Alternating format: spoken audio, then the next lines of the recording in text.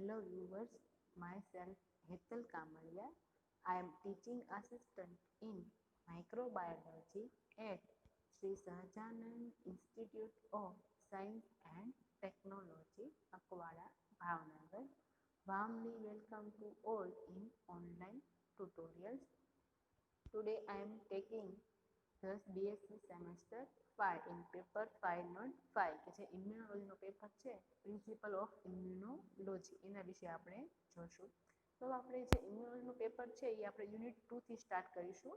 તો કે એન્ટીજન અને એન્ટીબોડીનો કોન્સેપ્ટ પહેલાં સમજી લઈએ અને પછી આપણે આગળ છે એન્ટીબોડી આપણે આગળ પછી ઇમ્યુનોલોજીમાં મૂવ ઓન થશું. તો ફર્સ્ટ ઓફ ઓલ આપણે સ્ટાર્ટ કરીએ એન્ટીજનથી. તો કે એન્ટીજન કોને કહેવાય જોઈએ by definition what is the antigen.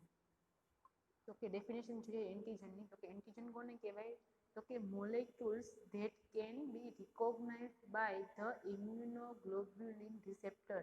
તો કે બીટા સેલ અને ટી સેલ બંને શું છે ઇમ્યુનોલોજીના જે સેલ્સ છે એટલે ઇમ્યુન સિસ્ટમ છે એના બે મેઇન છે સેલ છે બી સેલ અને ટી સેલ. તો કે એવા મોલેક્યુલ્સ કે જે ઇમ્યુન સિસ્ટમના જે બીટા સેલ અને ટી સેલના રિસેપ્ટર દ્વારા શું થાય છે રિકોગ્નાઇઝ થાય છે. રિકોગ્નાઇઝ ક્યારે થાય છે તો કે when complex with major histocompatibility complex MSC કે જ્યારે તમારું એન્ટીજન છે એ એમએસસી ક્લાસના પ્રોટીન સાથે કમ્બાઈન થાય છે ત્યારે એ કોમ્પ્લેક્સ છે એ ટી સેલ અને બી સેલના રિસેપ્ટર દ્વારા રિકોગ્નાઇઝ થાય છે અને ફર્ધર છે એ ઇમ્યુન રિસ્પોન્સ છે એ પોતે ક્રિએટ કરવાનું કામ કરે છે. તો આવા સબસ્ટન્સ છે એને એન્ટીજન તરીકે ઓળખવામાં આવે છે. તો કે ઇમ્યુન રિસ્પોન્સ એટલે કે શું કોને કહેવાય ઇમ્યુન રિસ્પોન્સ કે જ્યારે એન્ટીજન બોડીમાં આવશે ત્યારે ઇમ્યુન સિસ્ટમના સેલ્સ છે બી સેલ અને ટી સેલ્સ છે એને કિલ કરવાનું કામ કરશે. અલગ અલગ વેથી એને કિલ કરશે અને એન્ટીજનને સેલની અંદરથી એલિમિનેટ કરવાનું કામ કરે છે. તો આખું જે રિએક્શન છે એને ઇમ્યુન રિસ્પોન્સ તરીકે ઓળખવામાં આવે છે. આપણે ઇમ્યુન રિસ્પોન્સ વિશે ડીપમાં છે જોવાના છીએ. અત્યારે સમજવા પૂરતું તમે આટલું સમજી લ્યો.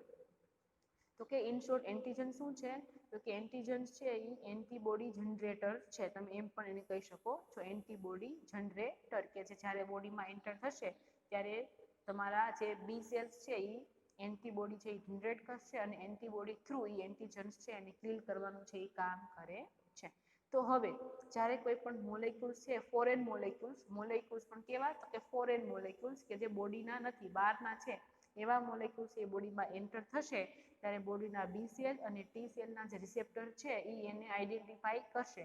પણ આઈડેન્ટિફાઈ ક્યારે કરશે કે જ્યારે કોઈ પણ એન્ટીજન્સ છે એ એમએસસી જે મોલેક્યુલ્સ છે મેજર હિસ્ટો કમ્પેટિબિલિટી કોમ્પ્લેક્સના જે પ્રોટીન્સ છે એની સાથે કોમ્પ્લેક્સ બનાવશે અને આ કોમ્પ્લેક્સ છે એ બી સેલ અને ટી સેલ દ્વારા રિકોગ્નાઇઝ થશે અને રિકોગ્નાઇઝ થયા પછી આઈડેન્ટિફાઈ થશે કે ભાઈ નહીં જે બહારથી આવ્યું છે એ નોન સેલ્ફ છે પોતાના બોડીનું છે નહીં અને એને અકોર્ડિંગ ફર્ધર પછી સેલ્સ છે બીટા સેલ બી સેલ અને ટી સેલ્સ છે એ અલગ અલગ રિએક્શન થી એન્ટીબોડી જનરેટ કરી અને એન્ટીજન્સ છે એને કિલ કરવાનું છે એ કામ કરે છે. તો હવે એમએસસી પ્રોટીન શું છે એને થોડું સમજી લઈએ. તો કે મેજર હિસ્ટોકોમ્પેટિબિલિટી કોમ્પ્લેક્સ છે એ આખું એક તમારા કોઈ પણ વર્ટિબ્રેટના સેલ્સ છે એની ઉપર આવેલું આખું એક જીન્સનું આખું એક ક્લસ્ટર છે કે જે એમએસસી ક્લાસના મોલેક્યુલ્સ છે પ્રોટીન્સ છે એ સિન્થેસાઇઝ કરે છે. હવે જોઈએ કે એમએસસી કોમ્પ્લેક્સ શું છે અને એક્ટિવેટ ક્યારે થાય છે. તો કે ફિગર થ્રુ જોઈએ કે જ્યારે કોઈ પણ માઇક્રોબ્સ છે એ કોઈ પણ જે છે બોડીમાં એન્ટર થશે એટલે એને કોઈકની હારે બાઇન્ડ તો થશે ને કોઈ સેલ્સ હારે બાઇન્ડ થશે. તો સેલ્સ કયો છે તો કે એન્ટીજન પ્રેઝન્ટિંગ સેલ્સ એટલે કે એન્ટીજન્સ છે એને પ્રેઝન્ટ કરે છે કોની માટે તો કે કોઈ પણ ઇમ્યુન સિસ્ટમના સેલ્સને એને એવું પ્રેઝન્ટ કરે છે કે ભાઈ આ બહારથી જે આવ્યું છે જે મારી સાથે જોડાણું છે એ એન્ટીજન્સ છે એટલે કે એન્ટીજન્સ છે એને પ્રેઝન્ટ કરવાનું કામ કરે છે. એટલે એ વર્ટિબ્રેટ છે કોઈ પણ વર્ટિબ્રેટનો કોઈ પણ સેલ્સ છે એ હોઈ શકે છે કે જે એન્ટીજન્સ છે એને ઇમ્યુન સિસ્ટમ સુધી પ્રેઝન્ટ કરવાનું કામ કરે છે. તો એન્ટીજન પ્રેઝન્ટિંગ સેલ્સ છે. હવે આ બેક્ટેરિયા જ્યારે કોઈ પણ વર્ટિબ્રેટના સેલ્સ સાથે જોડાશે એટલે શું થશે એમાંથી ધારો કે કોઈ પણ બેક્ટેરિયલ સેલ્સ છે એ હવે પોતે એન્ટીજન્સ તરીકે વર્ક કરશે.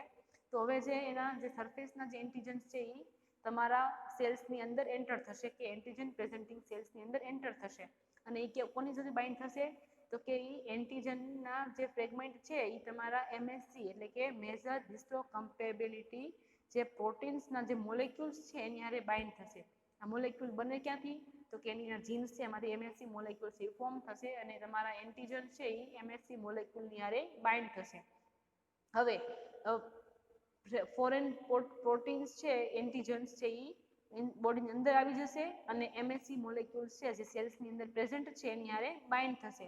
બાઇન્ડ થઈ ગયા પછી આખું એન્ટીજન અને MHC નું જે પ્રોટીનનું જે આખું કોમ્પ્લેક્સ છે એ સેલ સરફેસ ઉપર ટ્રાન્સફર થશે. ટ્રાન્સફર ક્યાં થશે તો કે એ હવે સેલ સરફેસ ઉપર ટ્રાન્સફર થશે. તમે અહીંયા જોઈ શકો છો transfer into the cell surface. એટલે કે જ્યારે કોઈ પણ એન્ટીજન બોડીમાં એન્ટર થશે એટલે કે not body in the cell, આપણે અહીંયા સેલની બોડીમાં એન્ટર થઈ ગયું છે પણ એ કોઈ પણ એન્ટીજન કોઈ પણ સેલ સાથે જોઈન થશે. જોઈન થઈ ગયા પછી એ MHC એન્ટીજન કોમ્પ્લેક્સ બનાવશે અને આ કોમ્પ્લેક્સ છે એ સેલની સરફેસ ઉપર મૂવ થશે. હવે આ સેલ શું કામ કરે છે તો કે સેલ્સ છે એ તમારા જે ઇમ્યુન સિસ્ટમના જે સેલ્સ છે બી સેલ અને ટી સેલ એને એવું કહે છે કે ભાઈ કોઈ બહારથી કોઈ નવું ફોરેન પાર્ટિકલ્સ બોડીમાં એન્ટર થયું છે, આ પાર્ટિકલ્સ બોડીનું પોતાનું છે નહીં. તો MHC નું મેઇન ફંક્શન શું છે તો કે એ ડિફરન્શિએટ કરે છે કોની વચ્ચે તો કે સેલ્ફ અને નોન સેલ્ફ વચ્ચે ડિફરન્શિએટ કરવાનું કામ કરે છે. એ તમારા જે ટી સેલ્સ છે કે બી સેલ જે ઇમ્યુન સિસ્ટમના સેલ્સ છે એને શું કરે છે એને કહે છે કે ભાઈ જે બહારથી મોલેક્યુલ આવ્યું છે આપણા બોડીનું છે નહીં, બહારથી આવ્યું છે એવું એ રિકોગ્નાઇઝ કરાવે છે. કોને તો કે ઇમ્યુન સિસ્ટમના બીટા સેલને. ક્યારે કરશે તો કે બીટા સેલ્સ છે જે એ કોની હારે બાઇન્ડ થશે હવે MHC અને એન્ટીજનનું જે કોમ્પ્લેક્સ છે એની હારે બાઇન્ડ થશે અને ટી સેલ શું કરશે કેમિકલ રિલીઝ કરશે અને અમુક બધી પ્રોસેસ કરી અને એન્ટીજન છે એને ક્લિયર કરવાનું કામ કરે છે. The combination of MHC molecule and antigen is recognized by the T cell, altering it of the infection. એટલે કે શું કરે છે તમારું ટી સેલ ફર્ધર એને અલ્ટર કરી નાખે છે જેના કારણે ફર્ધર એન્ટીજન છે એ કોઈ પણ ઇન્ફેક્શન હવે કરી શકશે નહીં. તો MHC ક્યાં આવેલું હશે તો કે વર્ટિબ્રેટના બધા જ સેલની સરફેસ ઉપર MHC ક્લાસના પ્રોટીન છે આવેલા હોય છે. હવે જ્યારે કોઈ પણ એન્ટીજન બહારથી બોડીમાં એન્ટર થશે ત્યારે સૌપ્રથમ કોઈ પણ એક વર્ટિબ્રેટના સેલ સાથે જોડાશે. એટલે પહેલા જ કીધું કે MHC ક્યાં આવેલું છે તો વર્ટિબ્રેટના મોસ્ટલી બધા સેલ પાસે એની સેલ સરફેસ ઉપર MHC ક્લાસના છે પ્રોટીન્સ આવેલા હોય છે. તો હવે તમારું એન્ટીજન સેલ્સની અંદર MHC મોલેક્યુલ્સ જોડે બાઇન્ડ થશે અને એન્ટીજન MHC કોમ્પ્લેક્સ બનાવશે. હવે આ કોમ્પ્લેક્સ સેલ્સની અંદરથી એની સેલની સરફેસ ઉપર આવશે. સરફેસ ઉપર આવી ગયા પછી MHC નું મેઇન ફંક્શન શું છે તો કે એ સેલ્ફ અને નોન સેલ્ફ વચ્ચે ડિફરન્શિએટ કરે છે. એ એન્ટીજનને ઓળખશે અને એવું કહેશે એવું પ્રિડિક્ટ કરાવશે તમારા બીટા સેલને કે ટી સેલને બી સેલને કે ટી સેલને કે ભાઈ આ પોતાના બોડીનું છે નહીં, બહારથી આવ્યું છે. તો હવે ત્યાં કોણ બાઇન્ડ થશે ત્યાં હવે તમારા બોડીનું છે એ ટી સેલ્સ કે બી સેલ્સ છે એ અહીંયા બાઇન્ડ થશે અને એ બધી અલગ અલગ કેમિકલ સિક્રેટ કરશે અને એન્ટીજન છે એને કિલ કરવાનું છે એ કામ કરે છે. ઇન શોર્ટ એન્ટીજન શું છે antigen is a foreign particles કે જે બોડીમાં એન્ટર થશે અને બોડીની અંદર ઇમ્યુન રિસ્પોન્સ ક્રિએટ કરવાનું છે એ કામ કરે છે. આ થઈ ગઈ વાત આપણે એન્ટીજનની ડેફિનેશનની. હવે આપણે અહીંયા અલગ અલગ બે ટર્મ્સ છે એ જોવાની છે. પહેલી ટર્મ્સ છે ધેટ ઇઝ ધ એન્ટીજન અને બીજી ટર્મ્સ છે ઇમ્યુનોજન. ઇમ્યુનોજન તો એન્ટીજન કોને કહેવાય તો કે ફોરેન મોલેક્યુલ્સ કે જે એન્ટીબોડી જોડે બાઇન્ડ થાય છે. આ મોલેક્યુલ્સ છે એને એન્ટીજન તરીકે ઓળખવામાં આવે છે કે જે એન્ટીબોડી જ્યારે જોડે બાઇન્ડ થશે અને ફર્ધર છે રિએક્શન છે કેરી આઉટ કરશે. હવે ઇમ્યુનોજન કોને કહેવામાં આવે છે તો કે ઇમ્યુનોજન્સ એટલે કે એવા મોલેક્યુલ કે જે ઇમ્યુન રિસ્પોન્સ બોડીની અંદર ક્રિએટ કરી શકે છે. આવા મોલેક્યુલ્સ છે અને ઇમ્યુનોજન્સ તરીકે ઓળખવામાં આવે છે. હવે આ બે વચ્ચે છે એક મેઇન ડિફરન્સ છે તો કે બધા જ એન્ટીજન્સ છે એ ઇમ્યુનોજન્સ હોતા નથી. કેમ કે બધા જ એન્ટીજન્સ છે એ ઇમ્યુન રિસ્પોન્સ ક્રિએટ કરી શકતા નથી. અમુક છે હેપ્ટેન છે જે એન્ટીજન્સ છે પણ ઇમ્યુનોજન્સ છે નહીં, પોતે ઇમ્યુન રિસ્પોન્સ ક્રિએટ કરી શકશે નહીં. પોતે એન્ટીબોડી સાથે બાઇન્ડ તો થશે પણ એ પોતે કોઈ પણ જાતનો બોડીની અંદર રિસ્પોન્સ છે એ કરાવી શકશે નહીં.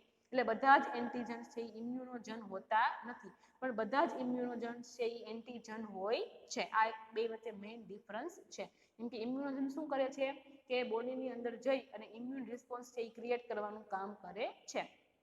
અને ફોરેન મોલેક્યુલ્સ છે એટલે એન્ટીજન તો હોવાના જ, એટલે બધા જ એન્ટીજન ઇમ્યુનોજન નથી, પણ બધા જ ઇમ્યુનોજન એન્ટીજન છે. તો કે એન્ટીજન ને ઇમ્યુનોજન વચ્ચે આ મેઇન બે ડિફરન્સ છે. એન્ટીજન શું છે?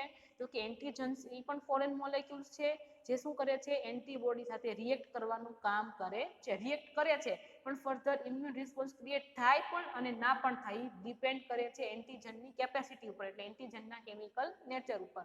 હવે ઇમ્યુનોજન શું છે? એ પણ એક ફોરેન સબસ્ટન્સ છે કે જે એન્ટીબોડી સાથે બાઇન્ડ થશે અને ઇમ્યુન રિસ્પોન્સ છે એ ક્રિએટ કરી શકે છે. એટલા માટે બધા જ એન્ટીજન ઇમ્યુનોજન હોતા નથી, પણ બધા જ ઇમ્યુનોજન એન્ટીજન હોય છે. તો આ બે વચ્ચે મેઇન છે એ ડિફરન્સ છે. હવે વાત કરીએ આપણે તો કે જે ઇમ્યુનોજન્સ છે એને ઇમ્યુનોજેનિસિટી કોને કહેવાય છે? તો કે ઇમ્યુનોજન્સ છે એની ઇમ્યુન રિસ્પોન્સ કરવાની જે એબિલિટી છે એને ઇમ્યુનોજેનિસિટી તરીકે ઓળખવામાં આવે છે. એટલે કોઈ પણ એન્ટીજન્સ છે એનું ઇમ્યુન રિસ્પોન્સ કરવાની એબિલિટી, એટલે કે પોતે કેટલા પ્રમાણમાં વધારે કે ઓછો રિસ્પોન્સ ક્રિએટ કરી શકે છે, એની જે એબિલિટી છે, જેની ક્ષમતા છે, એને ઇમ્યુનોજેનિસિટી તરીકે છે એ ઓળખવામાં આવે છે. અને લાઇકવાઇઝ એન્ટીજેનિસિટી કોને કહેવાય છે? નેક્સ્ટ જોઈએ આપણે એન્ટીજેનિસિટી. તો કે એન્ટીજેનિસિટી કોને કહેવાય છે? કે કોઈ પણ એન્ટીજન્સ છે એની એન્ટીબોડી હારે કમ્બાઇન થવાની જે કેપેસિટી છે અને એની એન્ટીજેનિસિટી તરીકે ઓળખવામાં આવે છે. એટલે કે કોઈ પણ એન્ટીબોડી સાથે કેટલા પ્રમાણમાં કમ્બાઇન થઈ શકે છે અને એની એન્ટીજેનિસિટી તરીકે ઓળખવામાં આવે છે. તો આ વાત થઈ ગઈ આપણે ઇમ્યુનોજન અને એન્ટીજન વિશે, અને ઇમ્યુનોજેનિસિટી અને એન્ટીજેનિસિટી વિશે. થોડુંક રિકોલ કરી લઈએ. ફર્સ્ટ જોઈએ આપણે તો કે એન્ટીજન. તો કે એન્ટીજન શું છે? તો કે એન્ટીજન એ કોઈ પણ ફોરેન સબસ્ટન્સ છે કે જે તમારા હોસ્ટની બોડીની અંદર આવેલા એન્ટીબોડી સાથે રિએક્ટ કરી શકે છે. તો આ થઈ ગયું આપણું એન્ટીજન. અને કોઈ પણ એન્ટીજન્સ છે એ એન્ટીબોડી સાથે કેટલા પ્રમાણમાં બાઇન્ડ થઈ શકશે, વધારે ટાઈટ કે લૂઝ બાઇન્ડ થશે, એની જે એબિલિટી છે એન્ટીજનની, એને એની એન્ટીજેનેસિટી તરીકે ઓળખવામાં આવે છે. હવે જોઈએ ઇમ્યુનોજન. ઇમ્યુનોજન કોને કહેવાય? તો કે એવો મોલેક્યુલ, ફોરેન મોલેક્યુલ કે જે બોડીમાં એન્ટર થશે, એન્ટીબોડી સાથે બાઇન્ડ થશે અને ઇમ્યુન રિસ્પોન્સ પોતે ક્રિએટ કરી શકે છે. તો આવા મોલેક્યુલ્સ છે એને ઇમ્યુનોજન તરીકે ઓળખવામાં આવે છે. અને કોઈ પણ ઇમ્યુનોજનની એવી કેપેસિટી, એની એબિલિટી કે કેટલા પ્રમાણમાં ઇમ્યુન રિસ્પોન્સ ક્રિએટ કરાવી શકે છે બોડીમાં, તો એની ઇમ્યુનોજેનિસિટી તરીકે ઓળખવામાં આવે છે. હવે વાત કરીએ આપણે તો કે અલગ અલગ એન્ટીજન્સ છે એની અલગ અલગ નેચર વિશે. તો એના ફિઝિકલ, કેમિકલ અને બાયોલોજિકલ પ્રોપર્ટી વિશે આપણે જોઈએ. તો કે કોઈ પણ જે ફોરેન સબસ્ટન્સ છે એ એન્ટીજન ક્યારે કહેવાય છે, એની પાસે એવી કઈ કઈ વસ્તુ હોવી જોઈએ, કયા કયા કેરેક્ટર હોવા જોઈએ કે જેના કારણે એ એન્ટીજન તરીકે ફર્ધર ઓળખાય છે. તો એના અમુક અમુક એવા કેરેક્ટર છે કે જે ડિસાઇડ કરે છે કે ભાઈ આ પ્રોપર્ટી એનામાં હશે તો એ એન્ટીજન તરીકે વર્ક કરી શકે છે. તો કઈ કઈ પ્રોપર્ટી છે? તો કે પહેલી પ્રોપર્ટી છે એની first, that is the molecular size. એની મોલેક્યુલર સાઇઝ કેટલી હોવી જોઈએ? નેક્સ્ટ છે એની foreignness, that is the foreignness. Third છે that is the chemical structure complexity. Next that is the chemical structure and structural complexity. Next છે fourth one, that is the stability. અને fifth one, that is the other factor. It is the other factor. તો કે કોઈ પણ જે substance છે, molecules છે, એ antigen ક્યારે કહેવાય છે? તો કે એની પાસે અમુક કેરેક્ટરિસ્ટિક હોવા જોઈએ તો જ એન્ટીજન છે એ બની શકે છે. કયા કયા કેરેક્ટરિસ્ટિક હોવા જોઈએ? તો કે એની મોલેક્યુલર સાઇઝ, ફોરેનનેસ, કેમિકલ અને સ્ટ્રક્ચરલ કોમ્પ્લેક્સિટી, સ્ટેબિલિટી અને અધર ફેક્ટર. આ આપણે અલગ અલગ ફેક્ટરની આપણે આગળના લેક્ચરમાં ચર્ચા કરીશું કે કોઈ પણ સબસ્ટન્સ પાસે જો આ વસ્તુ હશે તો જ એન્ટીજન તરીકે વર્ક કરી શકશે, હોસ્ટમાં એન્ટર થશે અને હોસ્ટની અંદર ઇમ્યુન રિસ્પોન્સ છે એ ક્રિએટ કરી શકશે. That's it.